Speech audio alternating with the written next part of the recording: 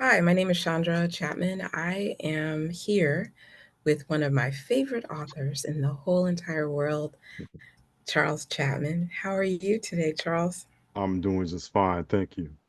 Okay, and in case you don't know us, I am Charles's wife and he is my husband. So um, we actually met because of our writing. So I think that's a wonderful thing. So let's get started though.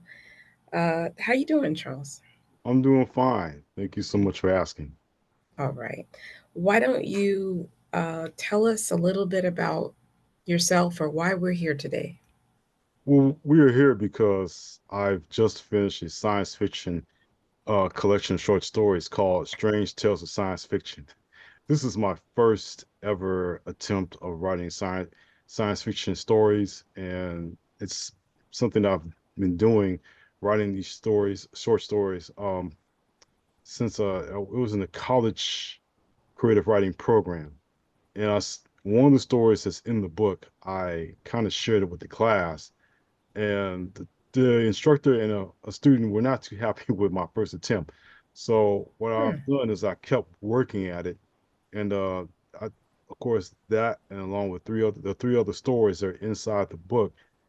The first three stories are in fact, all the And stories this is are. this is the book we're talking about, Yes, right? that's the one we're talking about. All the Strange stories. Strange Tales of Science Fiction. Go ahead, I'm sorry. All the stories are in the kind of the fashion or the kind of the same attempt at the old Outer Limits television show in which you have a narrator or a kind of a written voice, and then you have the actual action of the story, the actual story itself, and then you have the written voice at the end. And I grew up watching all these sci-fi movies and sci-fi shows because they had them on our TV, our regular TV, syndicated programs or syndicated television shows or networks here in LA. And I just started, I watched them all the time, even with my dad. And they were just really fascinating to me. I always loved the science fiction genre, and I'm glad that I had a chance to write a book like this, where I hope that everyone will get to enjoy. I think one of the things we bonded over early was our love of science fiction. So I really liked this book. Had a lot of interesting stories in it. Now, you already talked a little bit about what inspired you to write this. But would if you had a favorite story in the book, which one would it be? I would think the first one, Shattered Dream of Conquest. I like this story because of the alien invasion force that's planning to take over Earth, but they find that it's not as easy as it seems because there's an Earth force that's fighting them.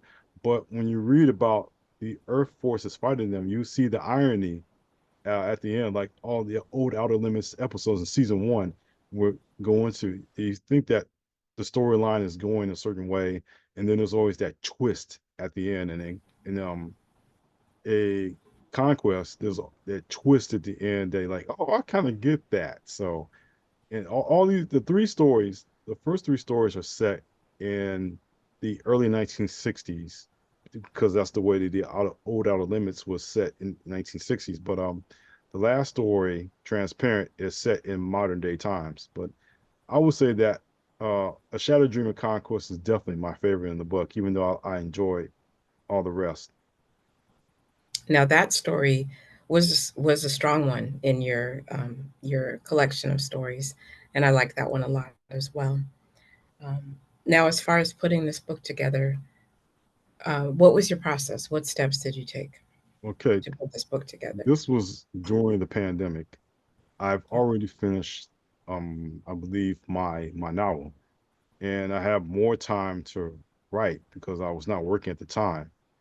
So I decided just to move ahead. I had already these stories already written down, but I really wanted to fine tune them and just kind of go over. So what I did was I was able to look at these old television shows, kind of get the vibe and the theme of what was happening with these episodes, and then I just kind of fashion my stories according to what I saw. and I think I captured the right tone and the right voice for each of these stories, and definitely hype with the suspense or deep into the characterization and the motivations for their actions. So You I you hope to definitely nail you it. definitely did. You definitely did. Mhm. And you've written quite a few books now. How many books have you written to date? This is my fifth one so far, but I'm in the midst of writing my first crime novel. I've been hyping or I've been teasing the audience and including those on my mailing list about what the actual title is going to be. But I can just share with you now. It was a crime story called "It's All About Fate," and I already revealed the picture of a gentleman wearing a mask, and the mask is very important. It's key to the entire story, and there's a reason why he's wearing that mask. So I do hope to have it out early next year. I'm still working on final edits to get it out there. So all I can just tell you is that once you read "It's All About Fate," you'll see this is a very good crime novel, but it's a very exciting story as well. So that will be your sixth book. Right, that'd be number six. Okay, and so you have help me out.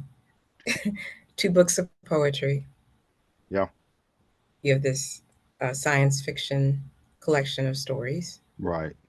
You have a novel Relay. about a relay team, Hmm. and what was the other? What's the other one? Storm over South Central. Storm over South Central. That was the So anthology. that's the anthology. Okay, yeah, I recall that one. You have to forgive me. I have a hard time keeping up with you because all of a sudden you're writing all these different things. Now, I think part of it is that you're in so many different genres now, right?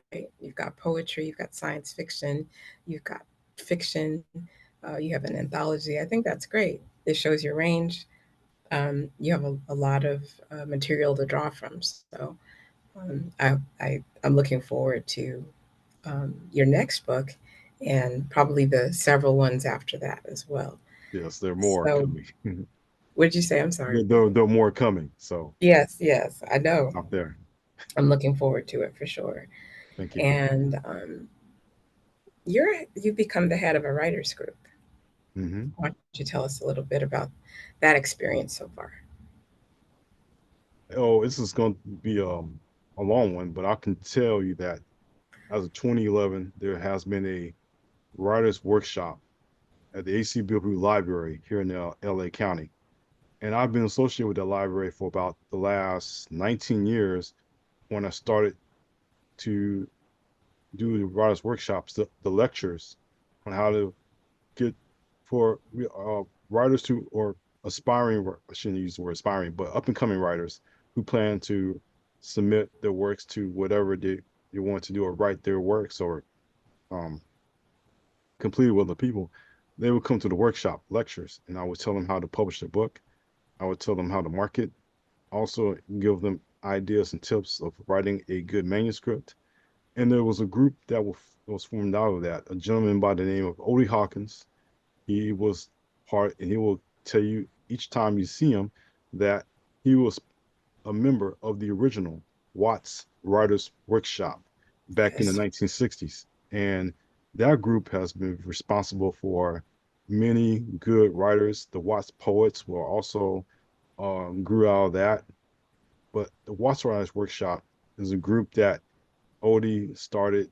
He didn't start, but he was part of that group, and he started the AC Bilbrew Writers Workshop, the group, in 2011. And then a young lady by the name of Pat Forte took it over. And in fact, Pat asked me this past March to take over the Writers Workshop group, and because I had experience with another writers, writing group that you and I both know well, I decided to take that over since I was not doing anything else at the time but writing these books. And also because AC Bilbrew has been so good to me, decided to help out again in the community. And we had a writers forum this past May, talking about AI and the impact on our craft from using that device, AI. And it was a very interesting segment. It was a very interesting forum. And that's the kind of programs that we like to present for the community. Uh, Segments about writing, segments about how to become a better writer, segments of how to improve your writing. Anyone that wants to be part of the workshop, all they have to do is just contact me. And if you want to be a good writer, or you want to start writing and learn how to be an effective writer, this group is the one for you. So I'm very glad to be part of the group, and I'm hope that I can do this for a long time. We'll see. We'll see. Yeah, that would be great. You're definitely not a casual or part-time writer. It's your the thing that you really love, that you're really passionate about. But I do want to ask you your opinion on something that you just mentioned, which is artificial intelligence. Yes. It can be a touchy subject for some. Some of us love it, some are in between. How do you feel about it, and how have you used it to enhance your work? I believe it's a tool that we use to enhance our writing. It can be that editor, or it can be that advisor to your work. All you have to do is plug in or type in a few words, and it will start generate the idea for you. The one thing that I would suggest budding writers not to rely on it too much as far as your writing, or to produce your own manuscript. That should be up to you. But as far as generating ideas and then helping to edit your work, it's always good to have that uh, technology in your back pocket. So that way, when you start to write, at least it'll be there to correct you. Because paying for an editor, as you and I both know, is very expensive. But if you have a writing program such as an AI program that will edit your work, that will help you become a better writer. So my view on it is simply that it is a tool to help us as writers, as authors, anyone who is love of writing, but it shouldn't go past that. And I agree with you. And some people are concerned that it will replace human creativity, but I just don't see it happening. Not like that. Yeah, I don't see it So, either. so if you're a writer out there and you're worried about AI staying encouraged, it's not all that. Right. So, where can we find your book? You can find my books at Amazon.com. I do have a page there on my website, charleslchatmon.com. And all you do, go to the book section, and you can find the links to Amazon. And hopefully, as I'm still trying to sell these books, that I will have these books available on my website. Hopefully, by close to the end of the year, I'll have the books available on my website. You can buy Storm over South Central and Relay. They're on the website already, or you can go through Amazon or barnesandnoble.com and find my books there. But for Strange Tales of Science Fiction, for this time, it will be just available on Amazon.com and on my website, charleslchapman.com. Okay. Is there anything else we should know about Charles Chapman? I have a great wife, man. For one. And two, and that's no lie. But and for two, I have been writing for such a long time, and I meet people in the neighborhood, and because I've been dealing with authors for a long time, as a former executive director of the LA Black Book Expo, that I always try to see myself as part of this community of authors who just want to produce good works. But knowing me, knowing that I've been writing for a long time, I just want to be good at what I do. And what I can just tell the audience out there is that if you like the work, I promise to keep producing solid content for you so that you can continue to support me. Not only that, but also continue to support good literature. And I'm not saying it because I'm writing, I'm just saying it because I've been doing this for a long time.